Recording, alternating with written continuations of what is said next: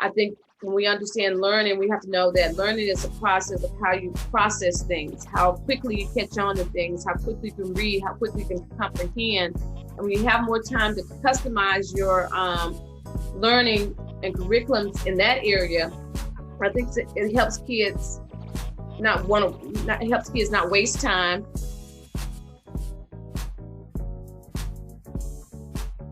Hey everybody, what's up? It is your girl Raquel Mornings back with Lou 24/7 for another episode. And today I'm so lucky to have my aunt Chenelle on here, Chenelle Mosley. Yay!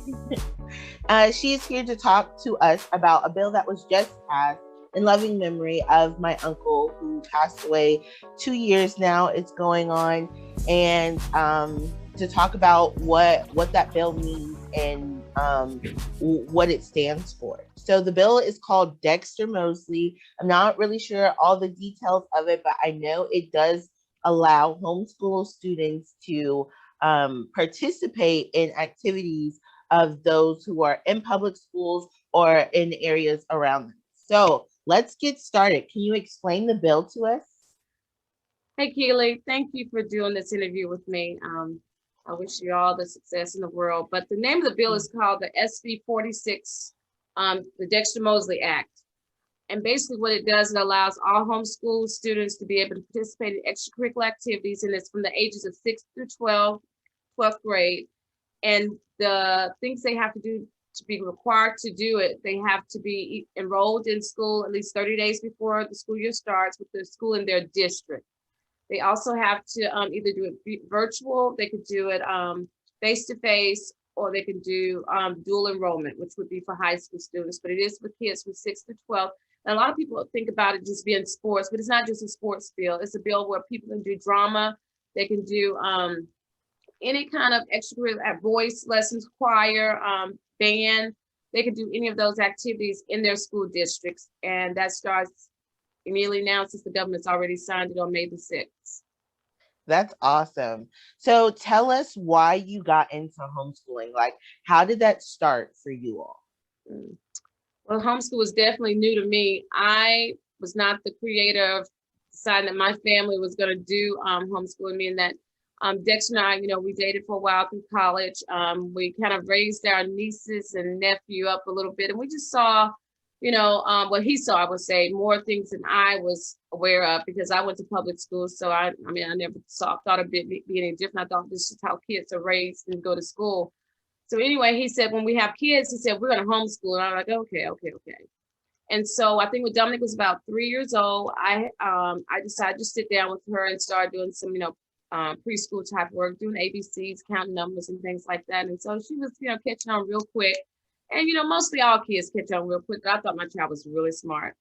And so we continued on, but it was Dexter's idea about homeschooling, because one of his, I don't know, I should say fears, but one of his concerns was that he saw a lot of the schools changing. He saw how the kids were becoming more mature at an earlier age. And when he found out they had to have, detectors on the doors and things, some kids were going to school, they had to be check, make sure they didn't have any weapons or anything.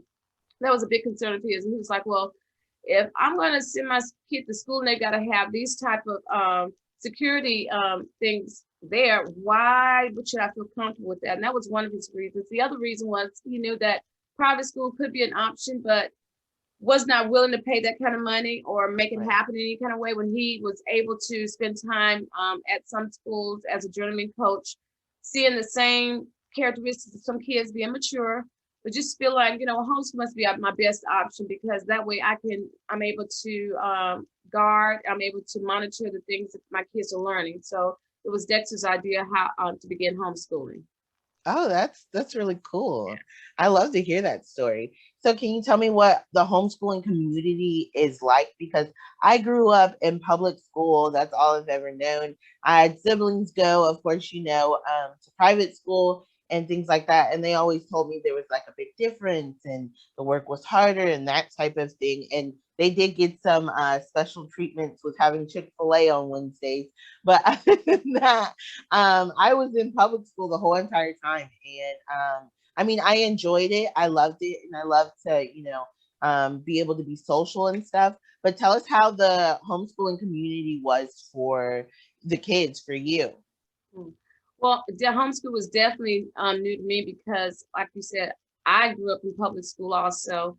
But just wanting to be in agreement with my husband, I decided to try it out. Like I said, when Dominique was 3 years old, and we continued on. So as we continued on, she becomes 5 years old, and then I got into a type of play group with some families that were living down south, close to like Stockbridge, Rex area when we first started out in Atlanta.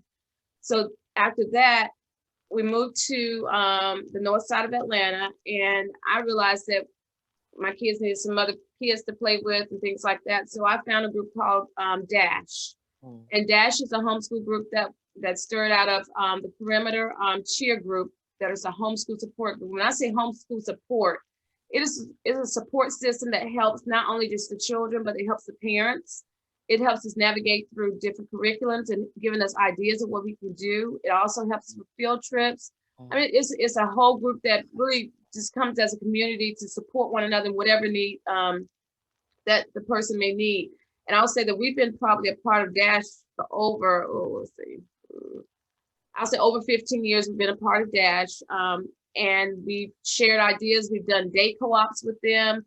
We have done camping trips they have set up. We haven't actually done a camp trip. I would say we went to Camp Highland. It's a yearly camp opportunity they have for families to get together where the whole family comes.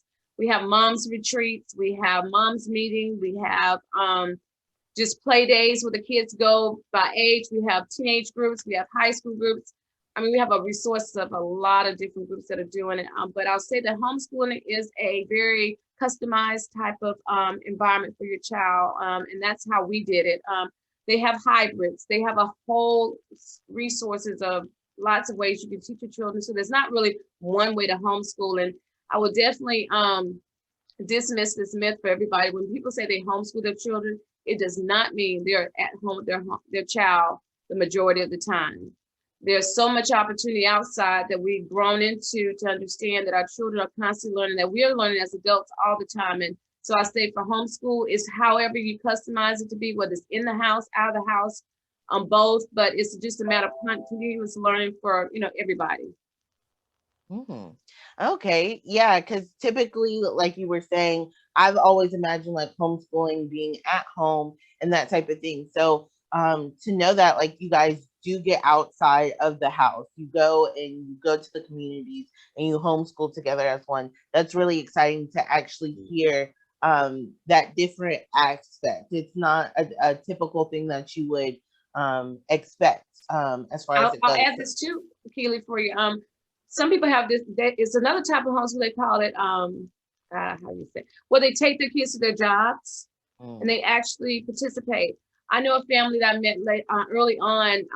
For instance, I think they had like 9 or 10 children, and her name was Story. She lived in the Brookhaven area, as I think back on it. She was just saying, going outside, picking up leaves was one of her curriculums. And she mentioned that their house had to be renovated. And so they took a period of time off of just doing paperwork, and they actually all had jobs to participate in order to make their renovations done in a certain period of time. So you had the kids painting, doing all the wood stuff. I mean, she had like 9 kids, so they were, older children and younger kids, but they made it a project for the entire family to complete their renovation. So they have an unschooling too, also, where people just take their kids' gifts, whatever they've seen in their child, and they nurture that, whether it's with, say, gardening, or if it's in construction, if it's whatever it is, and they've created a curriculum within that, so they get the basis of knowing how to add, subtract, and read and write, or whatever it might be. So those are different ways that people have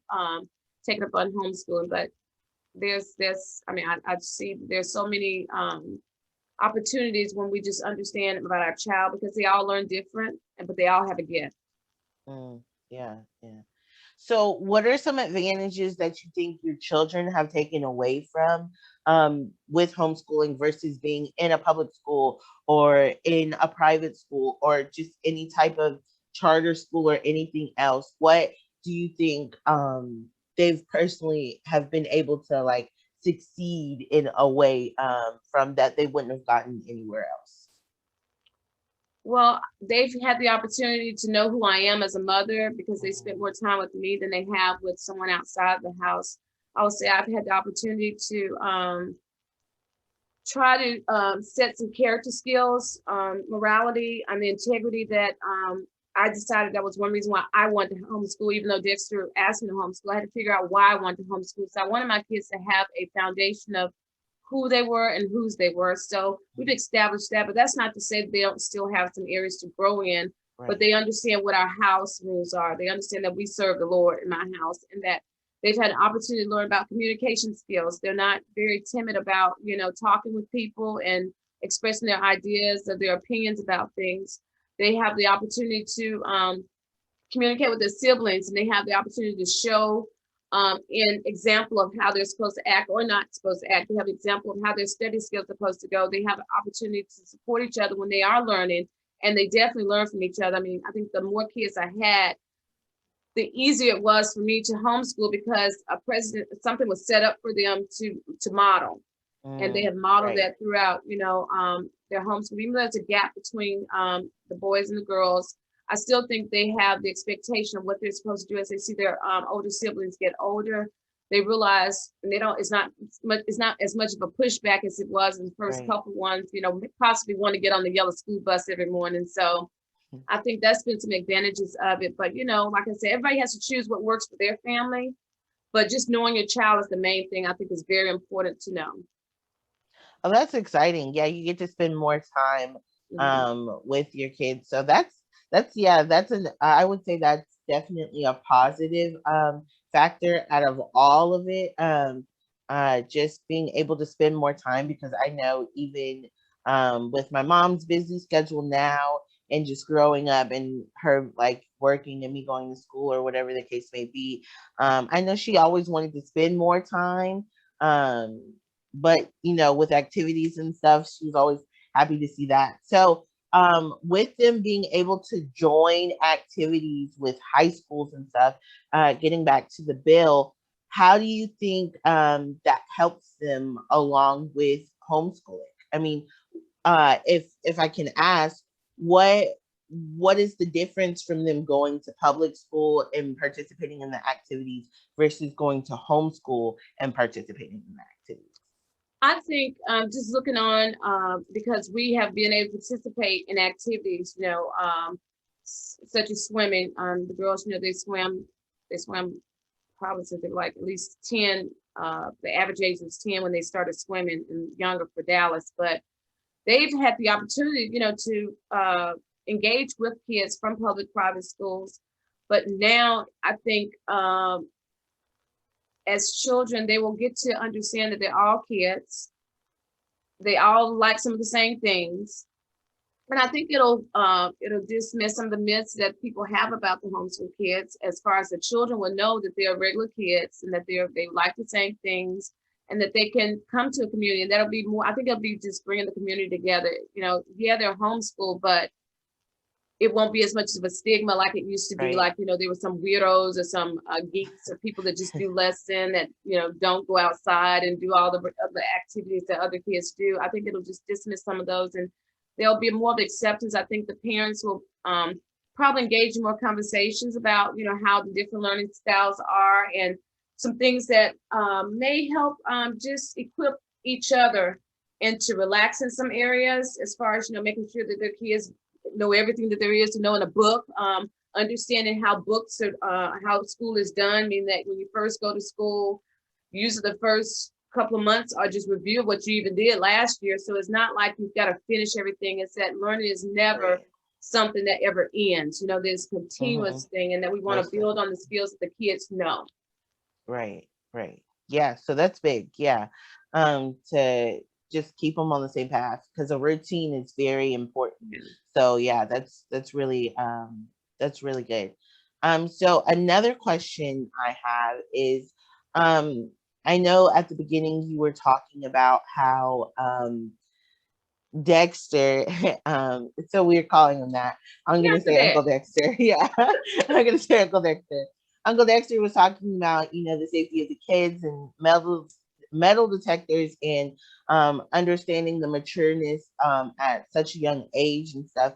So how do you think that's going to affect the kids going and interacting with the kids who are going to school now versus the homeschool kids? Like, how do you think they're going to, in a sense, I would say, what is the word that I'm Blend looking in, for? or how they're Yeah, gonna blend in, be affected, uh, be represented as that type of thing. Because it's you're going from having maybe like 10 people in the class to well, I mean, football teams are usually typically big and they've been playing football their whole lives, but going to a much like bigger, a much more broad area of a team and more different cultures and stuff like that. So how do you think between from when you guys started it and the reasons you guys started it, what do you think the difference is going to be? How do you think they're going to be affected?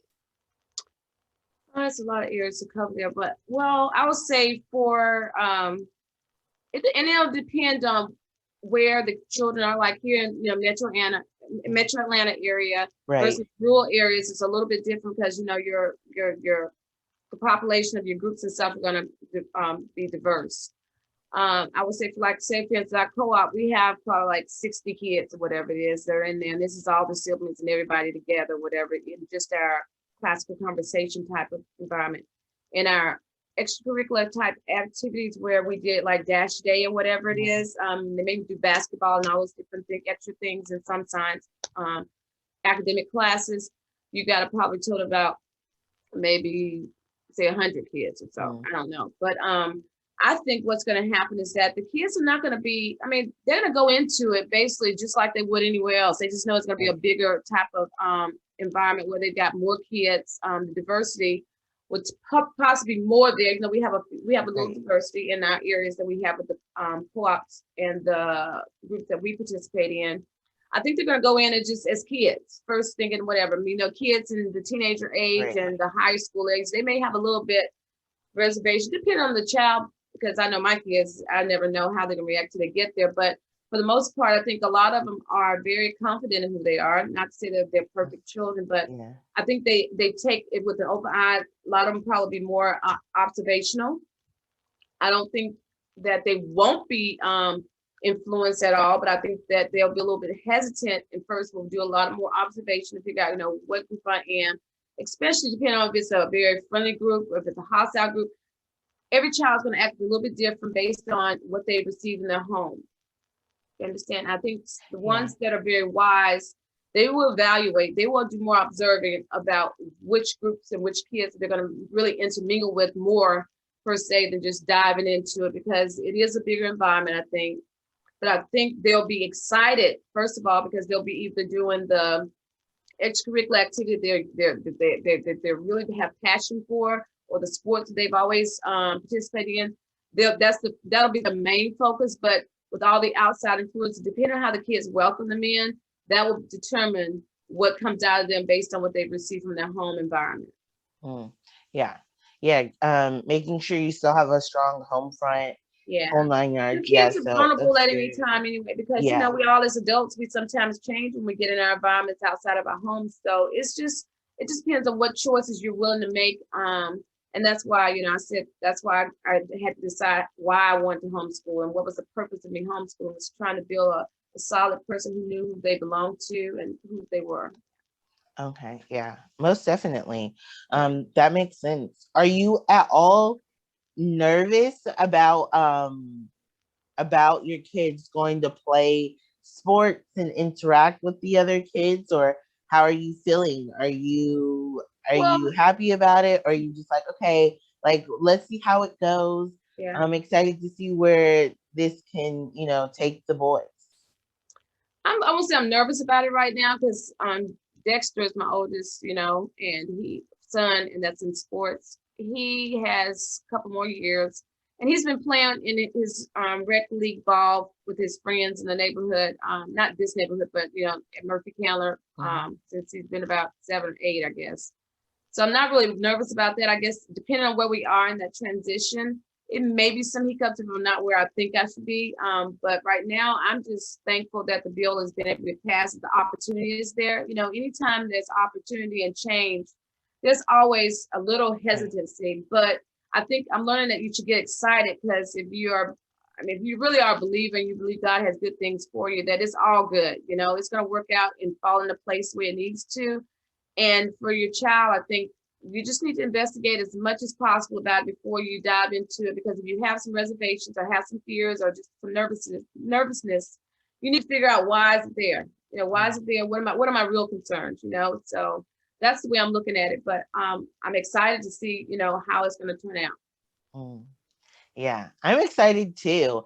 I'm excited to see them, Friday night lights and playing on the field and playing the different sports. So that's super duper exciting. I'm excited for the boys. So here's the question with homeschooling.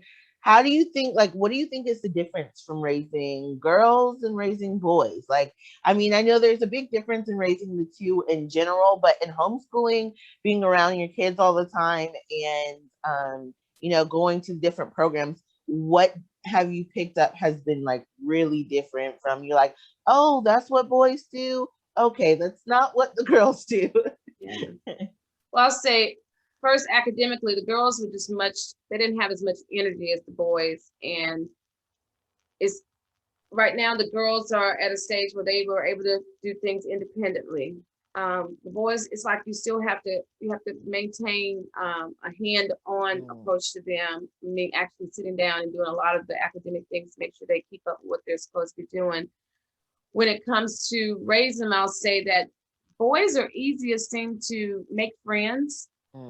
I don't know, girls are just more emotional. Not all of them maybe, but for the most part, I think they're just, my girls are very hesitant. And this is at a young age, but I think it's just part of their personality and then their DNA, probably some family background stuff that might be in it, whatever, that they're just very observant of people and make sure that they're in groups. Not that they don't like people. Once you know them, they're a lot of fun, but they're just very particular about who it is they're associating with.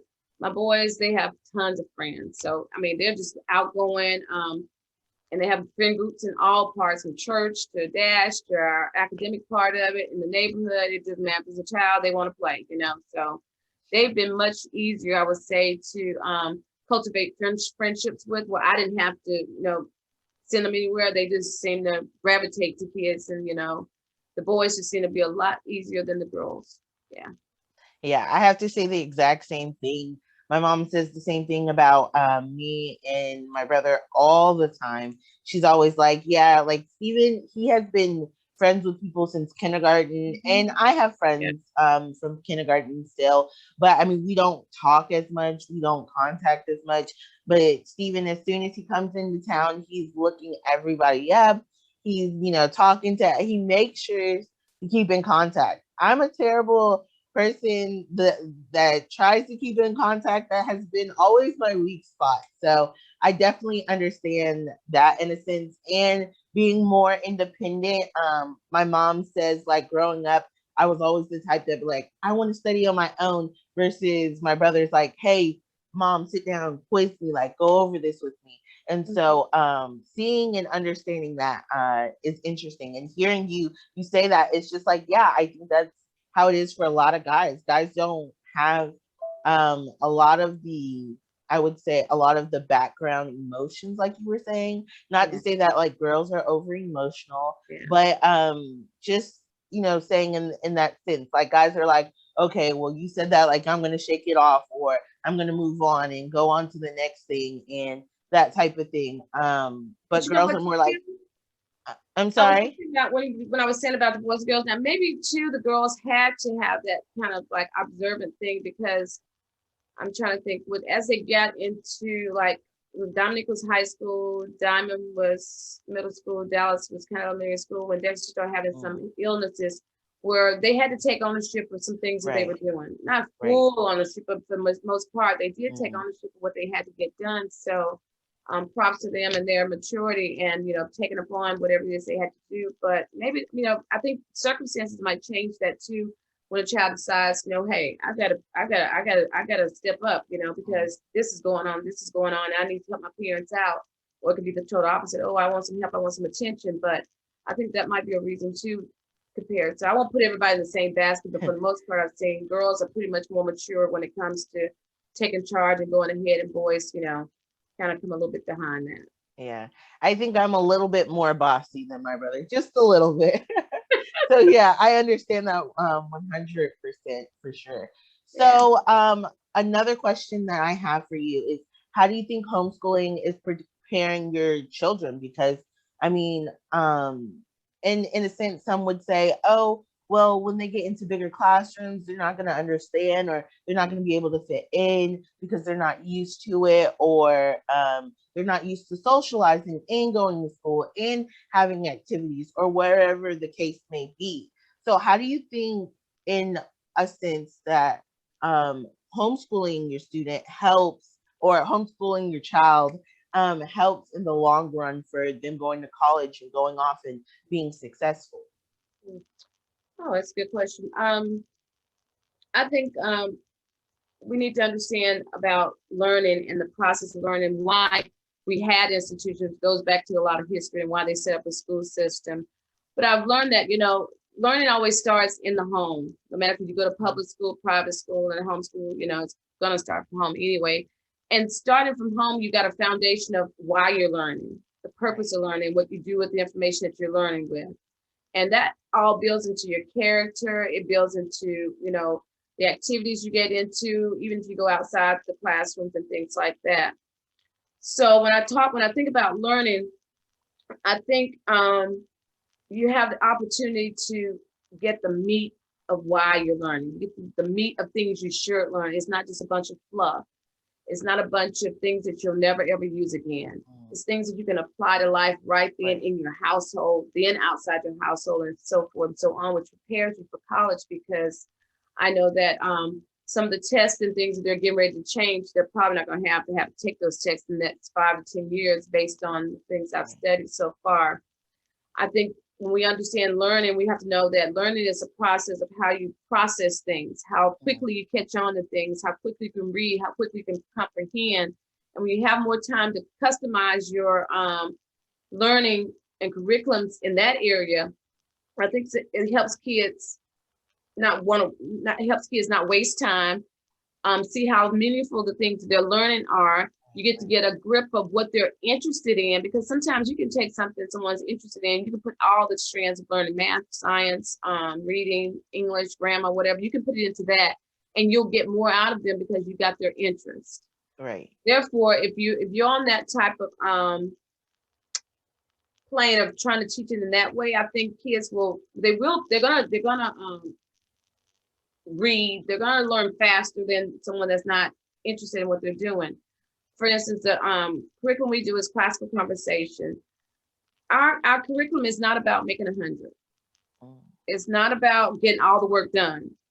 It's about managing your time, teaching yourself to learn how to learn forever, and learning how to have a conversation with people in an argumentative way, not in a way where it is fussing. It's called debate. It's called the argumentation of debating or something like that. It's having a conversation. That's what learning is about. For instance, in our English, when we're learning how to write a sentence, we're constantly asking the child questions. And those questions they're asking is getting their brains wired to say, okay, that's a good question. And when they have a pattern of that, they'll always ask questions. They always learn why they're doing things. They'll always be at a point where they're not just doing something because they're not thinking. Their mind continually rolls to ask those questions that are necessary in order to get something done. Right. So I think when it's preparing them for college, those questions won't just be in an academic setting. It'll be in everything. Well, why are they doing that? Well, that doesn't make any sense. Well, it'll always be something of having a meaning to why you're doing something. You'll be able to answer the questions. You'll know what people are pulling you along, trying to trick you, or you'll know if it's a fallacy, if you know if it's truth being told, and you'll know based on their resources when they're talking to you. So all of that, I think, will prepare them for college, whether it's a large, enrollment, or if it's a small enrollment, depending on, if they have these anxieties of being around a lot of people. But I don't foresee my children. Some children may not have the opportunity to do presentations since they've been 4 years old, but I've seen the repeating and the repetition of having presentation skills and things done since they've been 4, which puts them in a position not to be afraid to be in a crowd, I'm gonna say, or in front of people. And I think as they mature, the crowds get bigger. The conversations get very sensitive and on different topics that they've had to talk to people where it helps with them in conversation. So overall, whether they're talking to a professor or other college mates or whomever it is, I think it's going to prepare them to be able to think for themselves, you know, after all the conversation and study in that type of curriculum that we've studied thus far. Okay. Well, I have one last question for you. I know that all 5 of your kids have gone to have homeschooled over the years, and you've talked about that and the joy it has been. But what was it like actually sending your youngest to public school? The difference in between the two? Well, you know, I definitely had some hesitation about sending Darren to public schools, but I had to let it go because I needed the support after Dexter passed. And, you know, I realized, you know, I can't do it all by myself. And if God is sovereign, he would oversee Darren in public school. I needed the resources of speech, occupational therapy, the music therapy that is definitely necessary for him. So at this moment right now, Keely, I'm okay with it. We're never satisfied as people anyway with anything somebody else has done, you know, because we always like to do it ourselves. But I'm thankful for him to have the teachers that he has right now to help instill, you know, some of the foundational things that he does need to learn. I'm just trying to start incorporating some field trips and stuff that we do on our own to help him just be exposed to being out in the public, knowing how to act and the character that I expect of him. It's something I'm doing on my part. Prayerfully, they'll be able to get that back on schedule next year when he goes to school.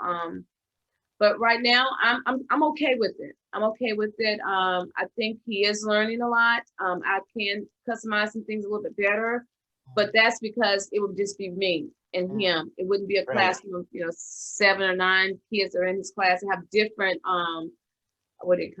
diagnosis as far as their learning skills are concerned. So, you know, you work with the teachers and you're just thankful that there is a system that he can do it, because I couldn't do it right now with everything that's going on and the boys in their school right now. So we're just in the process of trying to shape and mold and customize some things we can do on the outside of school on the weekends, or maybe a little bit when he gets home from school. So right now I'm not afraid. I would like things to be better, but I'm definitely just continuing looking and praying that God gives me the wisdom, knowledge, and understanding of how I can make it better for Darren. That's awesome. I love that. Oh, and please, then, by the way, I okay, should have a shout out for it. It is Williams Syndrome Awareness Month. Haven't got my t-shirts yet, but definitely they've been an organization that we've been able to pair up with along with the schools. That I'm still trying to figure out how to coordinate some communication with the school teachers and them to help train them based on his particular diagnosis. So it's a lot of resources out there, but it's not enough time there, it seems like it. Yeah. That's interesting to hear both sides of actually having kids, like majority of your kids homeschooling all their lives, and then having one kid actually go to public school, and that type of the new experience that you're going through and things like that. So before we end, is there anything else that you would like to tell the people what's upcoming for you, or what you have going on in the books? Yeah, I do. Well, we know the bill was named after Dexter. The Dexter Mosley Act is the name of the bill, and you can go onto Georgia.gov and it can pull up the legislature and all the bills that were passed. Actually, I'm signed on May the 6th. And this is another book that was made, written by Carmen Salvi. She wrote this book based on a situation with a friend that did pass away from cancer. But she wrote this book in memory of Dexter, Melissa, and Petro is his name. But it's on Amazon Prime. Amazon, you can get it. But I thought that was really nice of her to think of Dexter, because he was always engaging in people and encouraging them in any way he could. We also have a nonprofit called Against the Odds. If you would like to look on the website, it is www.againsttheoddsinc.com. And we usually once a year we have a fundraiser called Skate for a Heart. We didn't have it this past year, but we plan on having it next year. We also are going to be doing swim lessons through our nonprofit. It is called 3D Swimming, and I would love to see a lot of people come and get some private lessons, small group lessons. We would definitely have some information on that. Again, if you would like to get onto the website to find out some more of that, that will be on there soon. We have a toy drive in Christmas time, so we look forward to that in the Christmas time. But just being a part of the community is what Against the Odds is about. And I never knew that we would be against a lot of the odds that life just automatically throws us. But I'm thankful that God gave us this name to name our organization, because I think it is making a positive difference in the lives of our community as we speak each and every year that we continue to do the programs. We would love to have your support. So if you have any questions, please give me a call or get on the website. The email address is againsttheodds2017@gmail.com. And I will have all of that posted at the end of the video. So if you guys have any questions or would like to reach out or donate, you will be able to look at the link, and more than likely I will have it posted in the description as well so that you all can see it. But yeah, so that's exciting to hear that you guys have swim lessons coming up, and to hear about you guys' organizations and events that are all going on and what to expect in the future. So that being said, I just want to say thank you. And it's so weird, like, not saying Aunt Chenelle, so I'm going to say Aunt Chenelle. Thank you, Aunt Chenelle, for coming on and talking about the Dexter Mosley Act and talking about homeschooling and giving people more knowledge about it, and a little bit more comfortability about the subject in general. So I thank you for that so much. Thank you, Keely. Yes, and so next week we'll have another episode. I just want to say thank you again for coming on, and this was me 24/7, and I will see you guys next week. Have a Bye, good guys. Bye.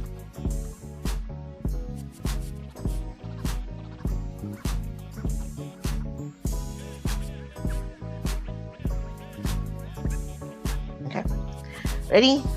Yes, I am. Here we go. 3, 2, 1.